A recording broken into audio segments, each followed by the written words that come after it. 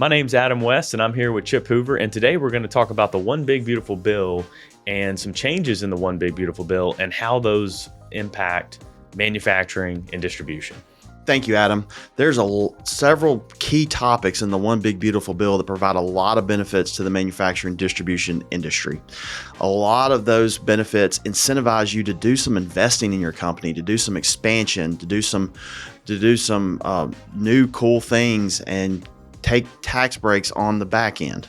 So the biggest one that I think is the deduction for qualified production property. So what exactly is qualified production property? Yeah, so qualified production property, QPP as we'll refer to it, is it is an incentive out there to encourage manufacturers to invest in new facilities. And the way it works is if you commence construction from January 19th of 25 all the way through January 1st of 29. So if you commence construction within those dates and you're engaged in a qualified production activity, so just think generally manufacturing, then the manufacturing space in that facility is eligible to be written off 100% in the first year. Now, one of the caveats and the reason I say that the space devoted to manufacturing is that office space, in any portion of the building that's related to sales activity, that would not be eligible for the 100% deduction, at least the way we understand it right now. So it's, if you build a new manufacturing facility, it's just going to be the manufacturing portion of that facility that's eligible for the 100% write-off, but really significant break that's available for manufacturers out there or anyone engaged in production activities. So one of the big points in the original Tax Cuts and Jobs Act was the interest expense limitation. And when that was passed, it was passed at a time where interest rates were so low that a lot of businesses didn't really suffer from not being able to deduct their interest expense. As interest rates have risen over time with inflation, a lot of businesses are getting penalized because the interest rates are going up, they're paying more in interest expense, and some of those missing the tax deductions on that expense. The One Big Beautiful Bill has cured some of that, not all of it. So tell us a little bit about what changes came to the interest expense limitation. Yeah, so Chip, as you alluded to, in 2017, as part of the 2017 Tax Cuts and Jobs Act, there were limits placed on the amount of interest expense that a taxpayer can deduct. And it wasn't as penal for the first few years because basically the calculation was 30% of taxable EBITDA. Mm-hmm. Well, starting in 2022, that formula became 30% of taxable EBIT. So taxpayers, when they were determining how much interest expense they could deduct, they were not allowed to add back depreciation and amortization in that calculation. And what you saw was a lot of taxpayers that had limitations on the amount of interest they could deduct. Well, the One Big Beautiful Bill cures that partially by allowing taxpayers now to add back depreciation and amortization. So basically, while there is still a limitation on interest expense, it's now 30% of taxable EBITDA, which will allow taxpayers to deduct more interest now that the formula is 30% of EBITDA as opposed to 30% of EBIT. And this change is effective for tax year starting in 2025. That's an important caveat. So if you're a fiscal year, this change is only effective for tax year starting after December 31st, 2024. So fiscal year filers may have to wait an additional year to get the benefit of this depreciation and amortization add back in the interest expense formula. One thing specific to manufacturers and that we see is sometimes, or in the past, some manufacturers have capitalized some of their interest to inventory. There are limitations on that tax planning strategy going forward, just the way the bill is written. We won't get into those details, but some limitations on taxpayers that are capitalizing interest expense to inventory. But the good news is, and the overall beneficial changes to interest expense is that we would expect manufacturers to be able to expense more interest expense going forward. Excellent. And as we're about to talk here in a second, the D part of EBITDA is about to go up as well. That's right. So 100% bonus has been restored, and that's permanent, and that's starting in 2025. Originally, bonus was going to be 40% in 2025 and then eventually phase out completely. But with the bill, it is now permanent and it's restored to 100%. That provides taxpayers with a lot of certainty, just from a future planning standpoint, and much welcome change there to give taxpayers that clarity going forward that, hey, this is a permanent provision and taxpayers can write off 100% of eligible purchases.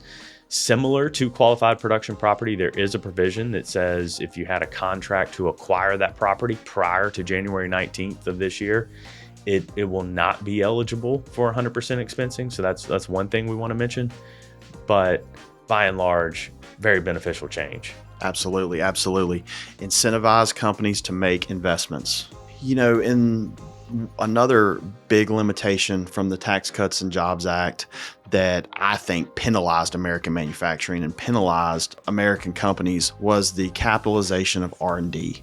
You lost a deduction based on how much you spent to innovate, to be entrepreneurial, to do something new. And I think it was a very penalizing aspect of the Tax Cuts and Jobs Act.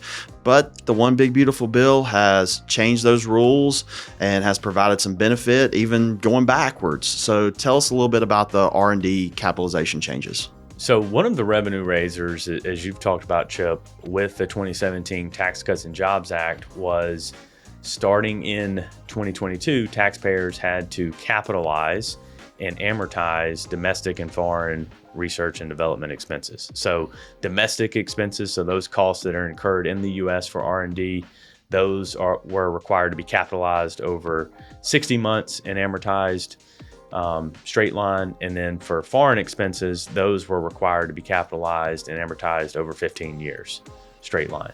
That requirement, it's important to point out that with the One Big Beautiful Bill changes, there was no change to foreign R&D expenses. So those are still required to be capitalized and amortized over 15 years. Okay. But for domestic expenses, much welcome change. Those starting in 2025 can now be expensed.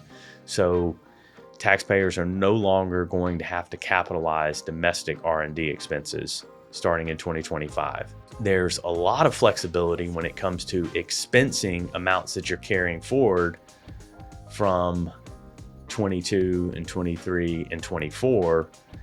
So taxpayers have a lot of flexibility. If you have 31 million or less in gross receipts, the One Big Beautiful Bill is giving you the option to go back to prior years and amend returns to take those deductions. And the takeaway with the changes to R&D is that taxpayers in 2025 will be able to write off any cost that they previously capitalized and haven't been able to write off yet, domestic cost, and they will also not have to capitalize any cost incurred in 2025. And of course, as we've talked about, just have to keep in mind that there is no change to foreign R&D expenses. Those will continue to be required to be capitalized and amortized over 15 years. Very nice. Very nice benefit. Very nice incentive to continue to innovate, continue to grow, continue to invest. Another big tax break that actually hits the pocket of the wage earners is the exemption of overtime pay from federal income tax. Now, it's not the whole overtime wage. It's just the time. It's the half part of the time and a half, the extra incentive you get for working overtime. And there's some other limitations as well, but the American worker should see a nice little benefit for the extra work that he or she is doing in the manufacturing and distribution space. So talk a little bit about the ins and outs of this rule. Yeah, so this is a above the line deduction available for the employee. So it's claimed on the individual tax return of the employee. It starts in 25, runs through 28. And basically the deduction for a single filer is $12,500, $25,000 for married filing joint. And then for a single filer, it starts to phase out at $150,000 of income. Joint filers, it phases out at $300,000. And it's important to point out that whether you itemize or not, it's an above the line deduction. So employees will be able to take advantage of this. And as you mentioned, Chip, it is just a deduction for the premium portion of overtime pay. So if you get paid time and a half, it's just on the half portion. We're awaiting IRS guidance to see how this works with withholding on withholding tables and affects withholding. It's important to point out that this is not an exemption from withholding. So, as of right now, as of today, there is still the requirement to withhold on overtime. That could change with future guidance, but individuals will see this benefit when they file their income tax returns. And this information with overtime pay will be reported on the W-2. Okay. So there were some key changes to the limitations on Section 179 and additional depreciation that can be taken on purchases during the year that came from the Big Beautiful Bill. So talk a little bit about what's going on there. Yeah, so Section 179 functions similar to bonus. That there are some differences, but it's basically a provision that allows taxpayers to write off 100% of eligible purchases.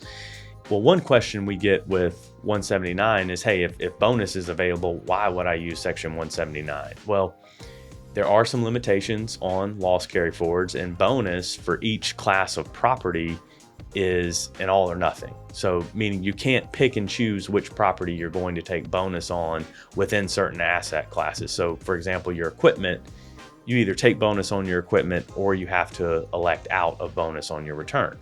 Well, given some of the limitations on losses, it may not always be beneficial to generate a loss for tax purposes. So the benefit of 179 is that 179 is limited to taxable income. So if you take Section 179, you cannot generate a taxable loss, which can be beneficial if losses are limited.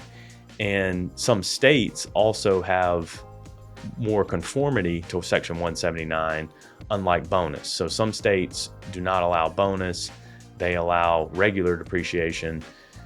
So depending on where you're located, it may be more advantageous to use Section 179 from a state conformity standpoint as well.